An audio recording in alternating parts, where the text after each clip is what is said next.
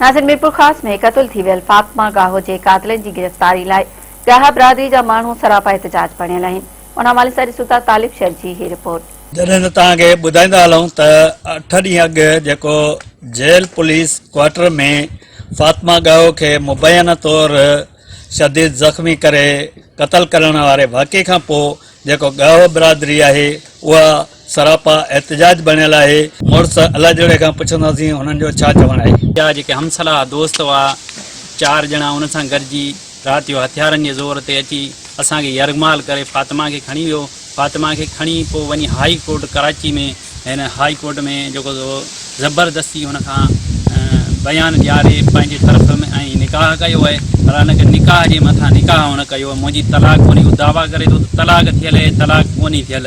माउ पीउ बि मौजूदु आहिनि, उन्हनि जा बयान वरिता वञनि। मूं वटि निकाहनामो ई मौजूदु आहे ऐं फ़ोटू आहिनि। उनखां अॻु में हिन मूं ते 491 ज़बरदस्ती माना कुट मार करे थो इहो सेक्शन लॻारायो, उहो बि मुंहिंजे हक़ में हुन बयान ॾिना। उनजी वीडियो बि मूं वटि मौजूदु आहे जेका 3 महीना अॻु में ई दावा करे थो 7 महीना अॻु में तलाक थियल आहे, लेकिन 3 महीना अॻु में हुन पाण बयान ॾिनो त मूं ते कुट मार कोन्हे का। पंहिंजे मुड़ुस सां ख़ुशि आहे, बचनि में घर में ख़ुशि वेठी ऐं माउ पीउ बि मौजूदु आहिनि हुते। उहे पंहिंजी खणी डिसमिस करे असांखे कुझु कोन मिलियो। असांजो बच्चो जेको असांखे तड़पाए वठी आहे, मुंहिंजे ॼाईअ जे 2 बच्चा आहिनि, 5 बच्चा आहिनि, उनखे असां तड़पाए कुझु बि असांखे कोन मिलियो। ॾाढो जवानी हस्तीअ ते पंहिंजी ॾाढो जवानी जे हस्तीअ ते खणी माना असांजी छोकिरी ख़तमु करे छॾी अथनि। असल में फातिमा गाहो जेका मुंहिंजी धीअ पंहिंजे मुड़ुस सां ख़ुशी सां रहंदड़ हुई ऐं बहितर नमूने सां पंहिंजी ज़िंदगी गुज़ारी पिया हुननि। ऐं अचानक जेको आहे सो मोहम्मद बख्श मरी जेको आहे सो हुनखे अगवा कयो आहे। हुनजे घरां ई अगवा कयो हुयसि, हुन पंहिंजे मुड़ुस जे घरां। ऐं हुनखां पोइ वञी कोर्ट में जेको निकाह कयो अथसि।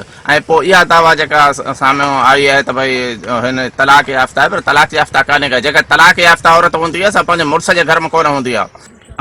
अब्दुर्रहमान गाहो फातिमा मुंहिंजी भेण हुई, जेको हीअ असां सां नाजाइज़ी थी वई आहे। ऐं जेको असांजी भेण खे हितां अगवा करे बोर्ड हुई, तमामु जेको माण्हू परेशान हुआ, हू बोर्ड में हू पंहिंजे हथियारनि जे ज़ोर ते पंहिंजे क़ौमियत जे ज़ोर ते हू अगवा करे खणी वियो। पोइ औरत हुई हिकिड़ी, औरत खे ब्लैकमेल कयो अथसि, हुनखे उते वञी जेको मजबूर करे हुनखे औरत हमेशह पंहिंजे हुनजा 5 बच्चा हुआ, हुनखे ब्लैकमेल कयो अथसि त तुंहिंजे बच्चनि खे आउं मारींदुसि, फलाणनि खे मारींदुसि, तुंहिंजे माइटनि खे ख़तमु कंदुसि, तूं मुंहिंजे पासे थी वञे, तोसां नाजाइज़ी आहे, हीअं हुनखे ब्लैकमेल कयो अथसि। ज़रूरत उन ॻाल्हि जी आहे त फातिमा गाहो जे कातिलनि खे गिरफ़्तार करे हुननि जे संदनि बचड़नि ऐं वारसनि सां इंसाफ़ कयो वञे। तालिब शर, मेहरान TV न्यूज़, मीरपुर ख़ास।